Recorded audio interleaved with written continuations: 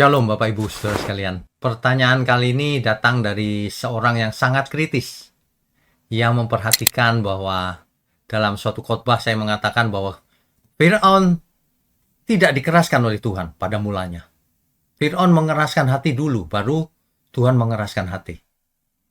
Nah, lalu pertanyaannya, bukankah dalam Keluaran 4 ayat 21, pada waktu engkau hendak kembali ke Mesir, ingatlah supaya segala mujizat yang telah kuserahkan ke dalam tanganmu, kau perbuat di depan Fir'aun. Tetapi aku akan mengeraskan hatinya, sehingga ia tidak membiarkan bangsa itu pergi. Begitu ya, ini jelas.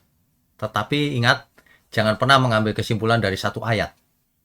Ayat ini tidak salah, tapi nanti kita akan mengerti kenapa Tuhan bicara begini.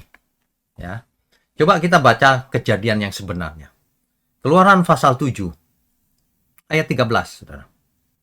Jadi, ketika itu, Fir'aun memanggil orang-orang berilmu dan ahli-ahli sihir, dan mereka pun membuat hal yang sama dengan ilmu mantra mereka, yaitu tongkat menjadi ular.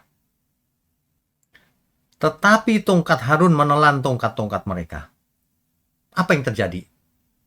Harusnya Fir'aun, oh iya benar, kalah aku, gitu ya. Tetapi ayat 13 coba dibaca itu. Tetapi hati Fir'aun berkeras, sehingga tidak mau mendengarkan mereka keduanya seperti yang telah difirmankan Tuhan. Jadi ketika adu tongkat jadi ular itu, tongkatnya para tukang sihir ini kan kalah. Tapi apa yang terjadi Fir'aun? Fir'aun berkeras hati. Siapa yang mengeraskan hati? Fir'aun. Begitu terus, saudara. Barulah tulah ke-6, akhirnya Fir'aun dikeraskan hatinya oleh Tuhan. Coba saudara baca yang teliti. Lalu bagaimana penjelasan Keluaran 4 ayat 21? Jelas Tuhan bicara, nanti ia akan mengeraskan. Bukan di awal.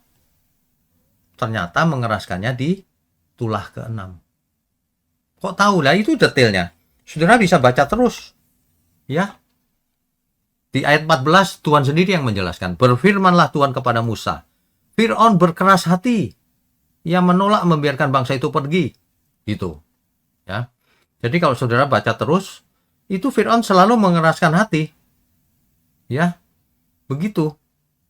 Nah, akhirnya di tulah ke-6 barulah Tuhan yang mengeraskan hatinya. Jelas ya? Nanti baca lagi yang detail.